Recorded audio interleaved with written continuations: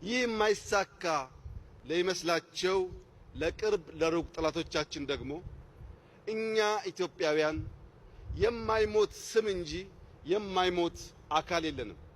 አካላችን ሞቶ የማይሞት ስም ለማስቀረት የማይሞት አሻራ ለማኖር የምንተጋ ህዝቦች ስለሆን ከኛ ጋር መጋጨት ሳይሆን መስማማት ብቻ ነው የሚያዋጣው።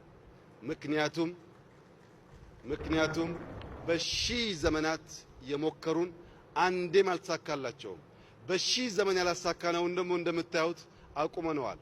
ከእንግዲህ በኋላ የኢትዮጵያ ብልጽግና እውን መሆኑ ኢትዮጵያ ዳግም አድዋን ደጋግማ ለጥቁር ህዝቦች ማሳየቷ አይቀሬ ስለሆነ መላው የጥቁር ህዝብ በትብብር በጋራ ከልመና ወጥቶ ለመበልጸግ በአንድ ላይ እንድንቆም በወንድማዊ ፍቅር ጥሪዬን እያቀረብኩ አክብራችሁን እዚህ ድረስ ለመጣችሁ ወንድሞቻችን ኢትዮጵያ ላቅ ያለ ክብርና ምስጋና እንዳላት በድጋሚ ልገልጽላችሁ ፈልጋለሁ።